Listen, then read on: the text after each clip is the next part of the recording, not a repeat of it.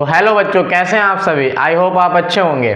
तो आज हम लोग पढ़ने वाले हैं क्लास 12th इंग्लिश ग्रामर का सबसे महत्वपूर्ण टॉपिक, जिसको बच्चों को समझने में बड़ी तकलीफ होती है। तो हम बात करने वाले हैं सिंटैक्स की।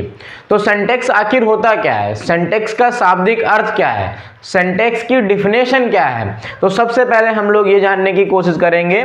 तो सबसे पहली बात सिंटैक्स में होता है कि हम लोग क्या सीखेंगे।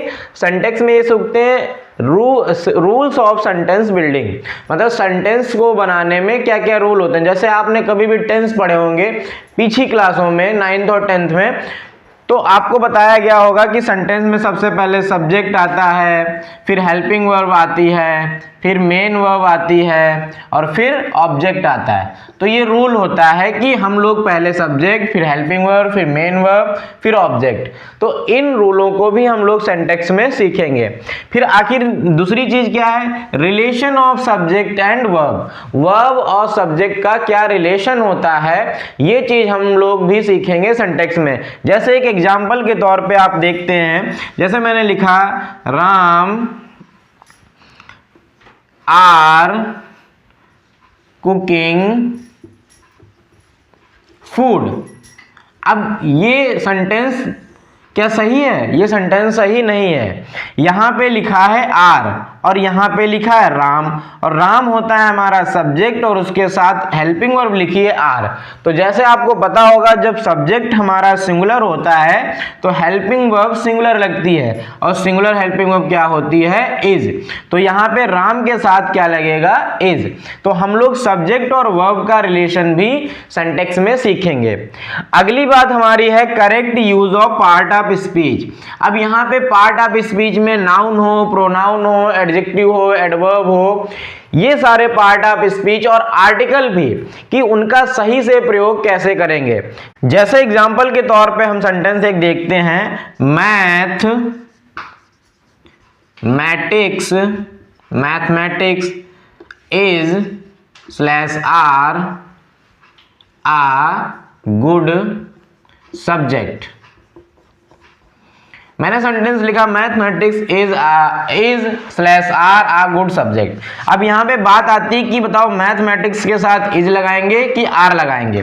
तो बहुत सारे बच्चों को देखने से लगेगा लास्ट में एस लगा है, तो इसका मतलब ये प्लरल है, तो इसके साथ हम लोग आर लगा देंगे।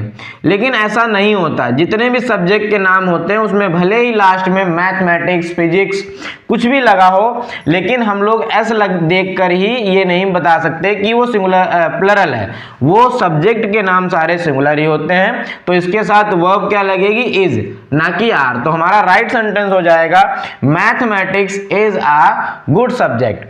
तो इसी प्रकार की चीजें हम लोग आगे की वीडियो में देखेंगे। तो बने रहिए आप हमारे साथ, और इसको और डीपली जानने के लिए। तो आइए देखते हैं सिंटैक्स में सबसे पहला रूल। तो सबसे पहला रूल हमारा है subject verb agreement. It means subject और वर्ब का आपस में संबंध पे डिपेंडेंट क्वेश्चन। तो जैसा कि आप जानते होंगे, जैसा मैंने अभी बताया कि अगर हमारा सिंगुलर सब्जेक्ट होता है तो उसके साथ हम लोग सिंगुलर वर्ब का प्रयोग करते हैं, लेकिन अगर हमारा सब्जेक्ट प्लरल है तो उसके साथ हम लोग प्लरल वर्ब का प्रयोग करेंगे। जैसे पहला सेंटेंस हमारा दिया गया है चिल्ड्रेन।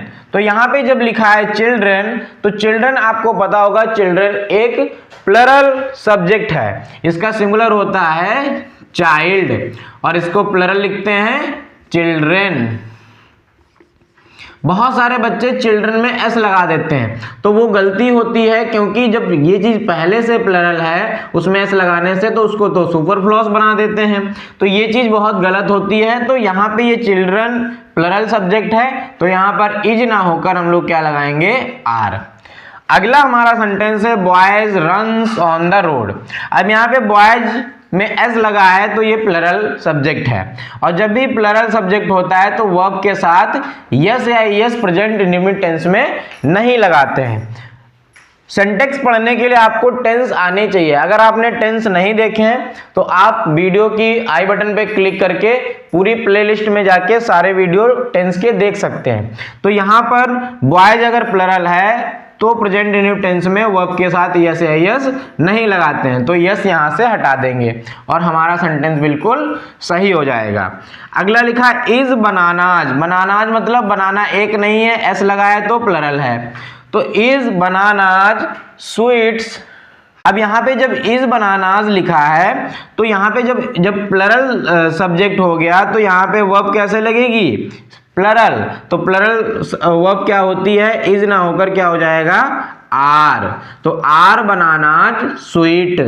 फिर अगला सेंटेंस क्या है, दीज लीव्स इज ग्रीन, यहाँ पे लिखा है लीव्स, लीव्स मतलब पत्तियां, तो अगर पत्तियां हो गई तो इज की जगह क्या आ जाएगा, are, these leaves are green. अगला है स्टार्स, अब स्टार्स प्लरल है क्योंकि एस लगा है, तो स्टार्स जब एस लग जाता है तो वर्ब में यस यस नहीं लगाते, तो यहां से हम लोग एस हटा देंगे, तो हो जाएगा स्टार शाइन एट नाइट। इस प्रकार के सेंटेंस हम लोग वर्क एग्रीमेंट में देखते हैं। आई होप आपको समझ में आया होगा। मिलते हैं नेक्स्ट रूल के साथ नेक्स्ट वीडियो में, तब तक के लिए हंसते रहिए, मुस्कुराते रहिए और ऐसे ही पढ़ाई करते रहिए। धन्यवाद।